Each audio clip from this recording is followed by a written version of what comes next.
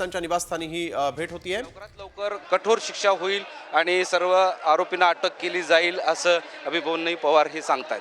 मोहम्मद इरफानचा माधव सावरगावे, साम TV Beed.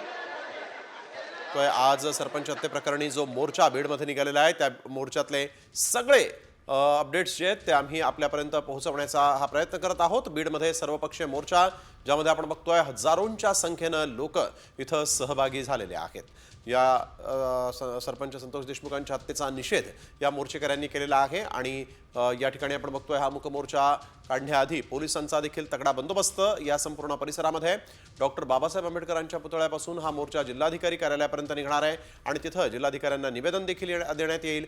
जे कोणी या सगळ्या हत्ये प्रकरणातले आरोपी आहेत, जे संशयित आरोपी आहेत त्यांना तातडीने अटक करा अशी मागणी यावेळेस करण्यात आलेली आहे। मनोज जरांगे, मराठा आंदोलक मनोज जरांगे जे आहेत ते देखील या ठिकाणी या मोर्चामध्ये सहभागी झालेले आहेत आणि आमच्या लेकरांना न्याय द्या अशी थेट मागणी त्यांनी सरकारकडे केलेली आहे। बीडमध्ये सर्वपक्षीय हा मोर्चा सरपंच संतोष देशमुख यांच्या हत्येचा निषेध या मोर्चाच्या माध्यमातून होत आहे।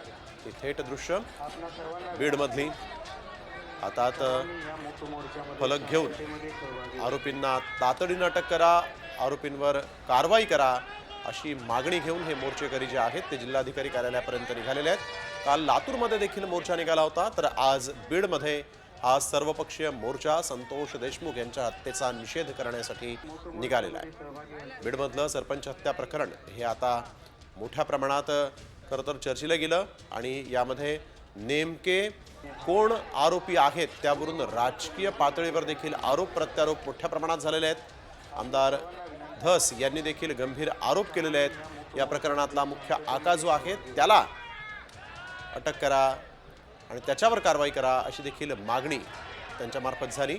बीडमध्ये सर्वपक्षीय मोर्चा निघालेला आहे। सरपंच संतोष देशमुख यांच्या हत्येचा निषेध करण्यासाठी हा मोर्चा काढण्यात आलेला आहे।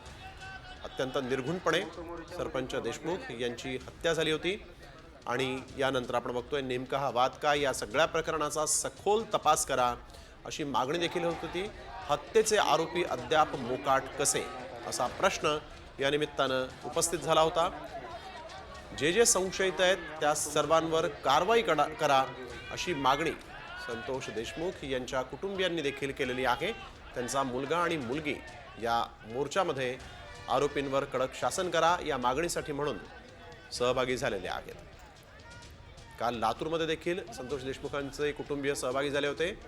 यावेळेस ते वडिलांच्या आठवणीनं भावुकही झाले होते आणि आज देखील आपण बघतोय देशमुखांचा लहान मुलगा आणि मुलगी या मोर्चामध्ये सहभागी झालेले आहेत। छत्रपती संभाजीराजे यांनी देखील या मोर्चामध्ये येऊन गुन्हेगारांवर कडक शासन करा अशी मागणी केलेली आहे। तर मनोज जरांगे यांनी थेट मुख्यमंत्र्यांकडे अर्ज केलाय। लोकशाही मार्गाने आम्ही आमचा लढा लढत राहू, तुम्ही मात्र कारवाई करणं अपेक्षित आहे असं देखील मनोज जरांगेंनी म्हटलंय। बीडमध्ये सरपंच हत्येप्रकरणी अनेक मोठमोठे आरोप होत आहेत, मोठमोठे खुलासे खरं तर या ठिकाणी होऊ लागलेले आहेत, परंतु या ठिकाणी आपण बघतोय आता हा जो मोर्चा निघालेला आहे या मोर्चामध्ये मोठ्या संख्येनं हजारोंच्या संख्येनं नागरिक जे आहेत ते सहभागी झाले आहेत। सरपंच संतोष देशमुख यांची अत्यंत निर्घुणपणे हत्या करण्यात आली होती आणि या हत्येमध्ये मोठमोठ्या राजकीय पुढाऱ्यांचा हात आहे असा देखील आरोप होत होता। अशा चर्चा जिल्ह्याभरात घडलेल्या आहेत आणि त्यानंतर आपण बघतोय की आता संतोष देशमुख यांची हत्या झाल्यानंतर अनेक आमदारांनी देखील या प्रकरणात राजकीय पुढाऱ्यांचा हात असल्याचा आरोप केला होता। कडक कारवाई होणं गरजेचं आहे असं त्यांनी म्हटलं होतं। खुद्द मुख्यमंत्र्यांनी देखील या प्रकरणी विधानसभेमध्ये निवेदन दिलं होतं, परंतु तरी देखील कारवाई जी आहे ती खरे जे गुन्हेगार आहेत त्यांच्यावर झाली नाही असं या ठिकाणी सगळ्या या मोर्चेकऱ्यांचं म्हणणं आहे, त्यांच्या कुटुंबियांचं म्हणणं आहे। सरपंच संतोष देशमुख हत्या प्रकरणात मराठा क्रांती मोर्चा देखील आक्रमक झालाय।